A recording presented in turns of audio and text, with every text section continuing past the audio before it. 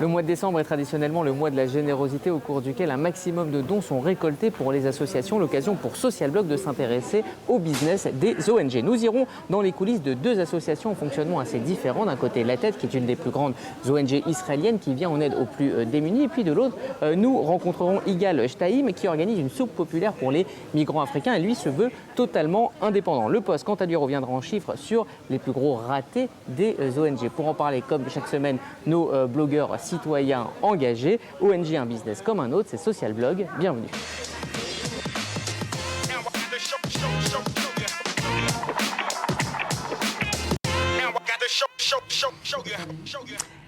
Et avec nous sur ce plateau, une petite nouvelle dans Social Blog. Chloé Porto, vous êtes blogueuse et membre de l'association Yala Young Leaders. Et puis avec vous, Roni Edry de la page Israël Loviran, qu'on connaît bien dans Social Blog. Alors avant de parler du charity business, voici comme chaque semaine 3 infos venues des 4 coins du monde. Al-Shad, anormal en arabe, est habituellement un terme péjoratif qui désigne les homosexuels. Mais c'est désormais aussi le nom du premier magazine en ligne destiné à la communauté LGBT algérienne. Fondé par 3 militants associatifs, il donne la parole aux homosexuels mais s'adresse à tous dans un pays où l'homosexualité est punie par la loi. C'est Noël avant l'heure au Honduras. Avec 2945 personnes, les étudiants de Tegucigalpa viennent de battre le record du monde du plus grand sapin humain. Le pays d'Amérique centrale détrône ainsi la Thaïlande et son sapin de 852 enfants. Le câlin, ça s'achète. Lancée par la thérapeute Samantha S, la boutique Cuddle Up to Me, câline-toi à moi, vient de voir le jour du côté de Portland, au prix de $1. La dose de câlin composée de caresses capillaires, de hugs et de moments main dans la main. Avec déjà 10 000 demandes, l'industrie du câlin au caractère non sexuel a de beaux jours devant elle. Chloé, votre choix parmi ces 3 infos ? Alors moi je vais prendre le premier choix, c'est-à-dire donc ce magazine en Algérie qui est paru pour personnellement, un choix personnel pour un ami qui est franco-algérien et qui écrit dans ce magazine ? Pas du tout, mais peut-être bientôt, et puis qui espère sûrement une Gay Pride en Algérie. Peut-être un jour. Roni, votre choix parmi ces 3 infos ? Moi, je vais me lancer dans le business des câlins. Je vais casser le business des câlins et je vais proposer... À 50 centimes 80. 80. Doucement. Ouais, le business des câlins, ça et je vais peut-être aussi faire un super grand sapin de Noël. Je sais pas, j'y pense. Bon, très bien. En tout cas, ça vous donne des idées. Alors, en Israël, le secteur des ONG représente 12,7% du marché de l'emploi. C'est un poids considérable. L'occasion pour Social Blog de s'intéresser au business de la générosité. Nous sommes allés à la rencontre de 2 travailleurs sociaux. L'un dirige La Tête, une grande ONG qui fonctionne comme une entreprise, tandis que l'autre vient en aide aux plus démunis par ses propres moyens, plongé dans les coulisses des ONG avec ce portrait croisé de la semaine, et il est signé Yael Gatton.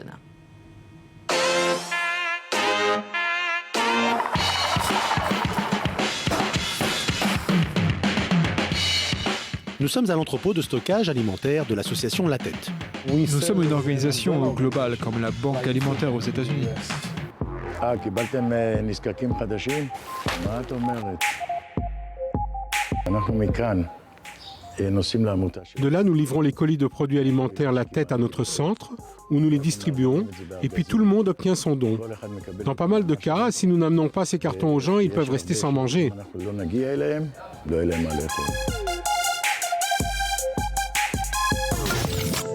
Il y a 15 000 ONG actives enregistrées en Israël, un chiffre élevé, mais tout de même pas suffisant pour lutter contre le taux de pauvreté le plus élevé parmi les pays de l'OCDE. Notre rôle initial était de colmater les trous, comme un 2e ou 3e filet de sécurité. Certainement pas le premier, c'est ce qui se passe maintenant. Le pays et son gouvernement est censé faire ce travail, mais ils ne font rien.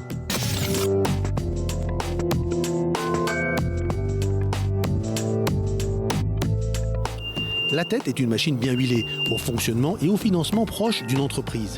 L'ONG communique à l'aide de grandes campagnes, emploie 50 personnes et s'appuie sur 13 000 bénévoles. Chaque année, ce sont des centaines de milliers de personnes qui sont soutenues par l'association. Igal Shtaim, lui, ne voit pas les choses comme La Tête et son association caritative se résume à lui-même. Il y a 3 ans, il fonde la Shtaim Levinsky Soup Kitchen, une soupe populaire distribuée depuis son studio pour servir des centaines de réfugiés africains ayant immigré en Israël. Nous avons traversé des temps compliqués en matière des droits de l'homme. alors ce sont les citoyens eux-mêmes qui ont décidé de venir en aide aux réfugiés, pas les ONG ou les agences gouvernementales.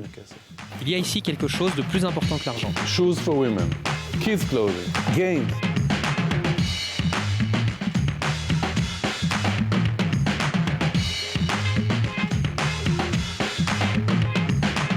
We bring some more. Most of it are shoes and clothing. Not only I don't get any money and I don't belong to any. Je n'accepte pas les dons et je n'appartiens à aucune organisation qui pourrait me fournir un salaire. I pretty much J'y ai même mis beaucoup de mon propre argent. the money I had. Ces dernières années, les ONG israéliennes et les salaires de leurs dirigeants ont été très surveillés. La Tête, qui est la plus grande ONG israélienne qui lutte contre la pauvreté, a été l'objet de critiques. Pourtant, La Tête déclare reverser à la société israélienne 94 centimes pour chaque euro reçu. Le salaire le plus élevé est le mien. Il est de 6-7 000 $ par mois. On le publie sur Internet, mais j'ai choisi cette carrière. Je pourrais partir si je veux, et de gagner 2 ou 3 fois plus dans le secteur des affaires. La Jérusalem Fondation est venue me proposer de lever des fonds, moins le pourcentage des coûts qu'ils auront de leur travail. Mais j'ai refusé. Je pense que ce n'est pas juste. Si une personne gagne de l'argent dans ce processus, si un donateur donne 1 000 $, il n'y a aucune raison que les réfugiés en reçoivent 900. Une ONG qui est basée uniquement sur des bénévoles aura des problèmes sur le plan de l'organisation et de la méthodologie, aussi pour sauvegarder les intérêts du public et que leurs dons arrivent à destination.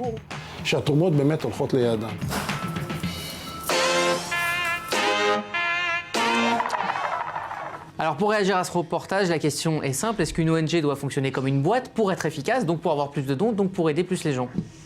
Le mieux, ce serait que le gouvernement s'occupe de ça et pas La Tête. Parce que quand on en arrive à des organisations immenses comme La Tête, Greenpeace, des trucs comme ça, c'est qu'il y a un problème au niveau du gouvernement. Et sinon... Mais dans l'organisation ? Alors des trucs comme Egalstein. Ce mec-là, je trouve que ce qu'il fait... Ah, vous êtes plus sur l'exemple de la soupe populaire. Parce que lui, il y va. Il ne se met pas de l'argent. Mais il y a un problème d'efficacité. C'est-à-dire que lui, non, c'est très efficace. Oui, mais il peut servir peut-être 200 personnes par jour. La Tête, ça donne à manger à des centaines, des dizaines de milliers de personnes. Ouais, mais La Tête, ça donne... C'est aussi le besoin d'avoir beaucoup plus d'argent pour faire fonctionner ce truc-là. Chloé. Oui, c'est-à-dire que si un jour il n'y avait plus de problème, justement, sa boîte elle coule. Enfin, c'est-à-dire que si le gouvernement réagit de façon suffisamment positive, ce mec-là il se retrouve au chômage. La Tête, vous considérez que c'est une boîte ? C'est une boîte. C'est une boîte. Avec ses salariés, avec ses objectifs. Salariés. C'est bien parce que ça veut dire qu'il y a aussi des gens qui passent du temps et qui gagnent de l'argent, ça crée peut-être de l'emploi, c'est peut-être positif. Alors justement, on va parler d'emploi. J'étais parti avec eux au Kosovo en 99, c'était un gros truc quoi. Mais ça a été efficace finalement. Ça a été efficace, mais oui, mais sur le terrain, le but c'était d'aller sur le terrain, d'aller voir les gens qui avaient besoin et de leur distribuer. Et son salaire de 7 000 $, ça vous choque ? Moi, ça me choque. Un petit peu quand même. D'accord, bon, très bien. Je vais vous montrer justement une formation qui est proposée, un institut qui s'appelle Bioforce, qui forme au métier spécialement de l'humanitaire. Alors, avant, quand on s'engageait dans l'humanitaire, c'était par révolte pour réparer quelque chose. Aujourd'hui, on dit « je veux faire de l'humanitaire » et c'est devenu une filière professionnelle. Est-ce que c'est un problème pour vous ? Sans avoir de cause, en fait. Je pense pas forcément que personne n'a de cause quand il s'engage là-dedans. Je pense que c'est bien aussi que les gens soient formés à ce qu'ils font, parce que ça évite aussi des dérives. Donc je pense qu'il y a aussi du positif là-dedans. Mais de là à passer un bac humanitaire, je trouve que c'est trop, quoi. Ça fait touriste. Ça fait touriste. Enfin, s'il y a un problème, il faut qu'il y ait des gens qui soient là pour le résoudre, il faut qu'ils aient la rage, il faut qu'ils aient envie de le faire. Mais de là à faire des études d'humanitaire, je trouve qu'il y a un problème, quoi. On va revenir à ce que vous soulignez tout à l'heure. Regardez, en France, en 1980, il y avait 4000 ONG seulement, et en 2005, il y en avait 35 000. Est-ce qu'à votre avis, justement, cette explosion du nombre d'ONG est due au fait que l'État ne fait pas son travail, ou même que la famille, la cellule familiale, ne fait pas son travail, ou sinon c'est un filon d'emploi qui s'est développé? Alors, il y a toutes les réponses dans la question, selon moi. Quelle est la meilleure?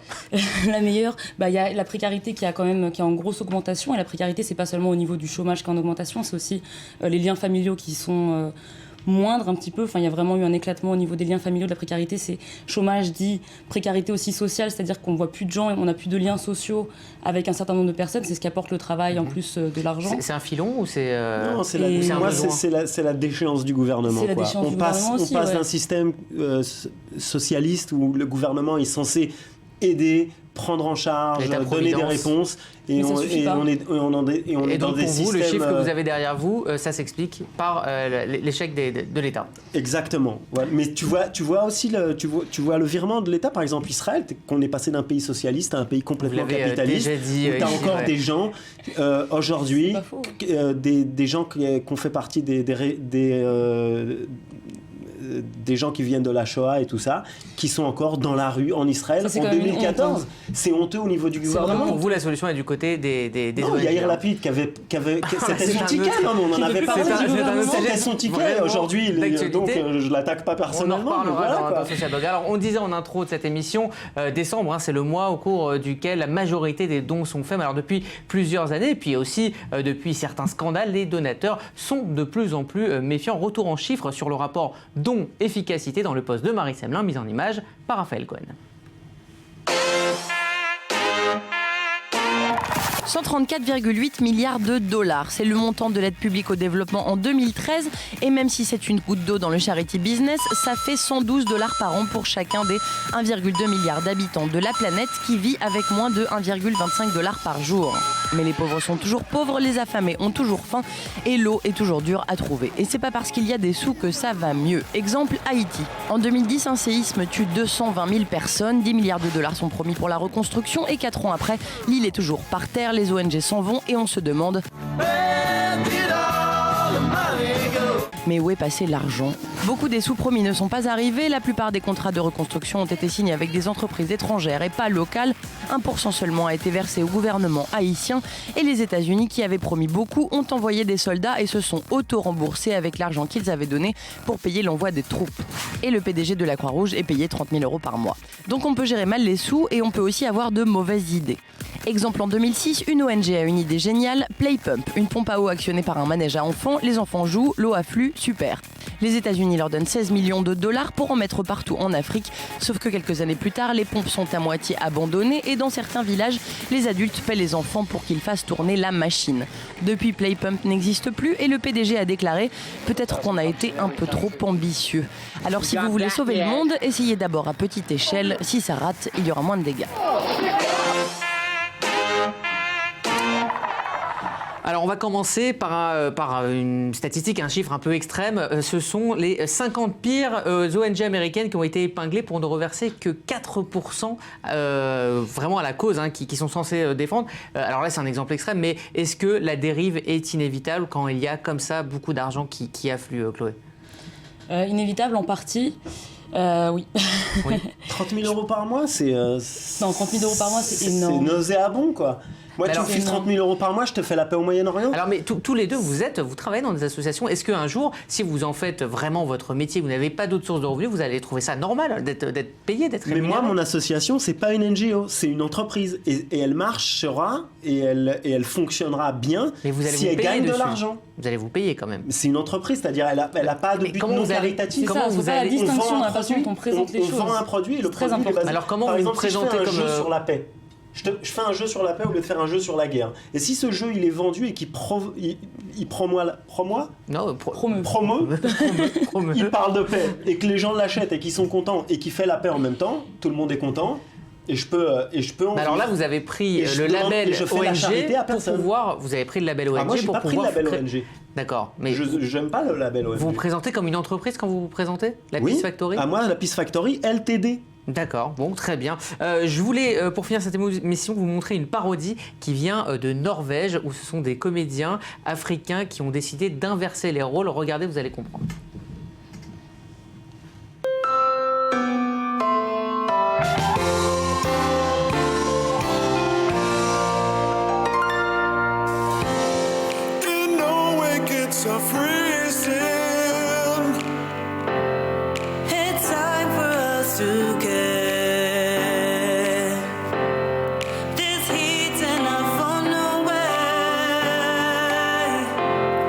If Africans would say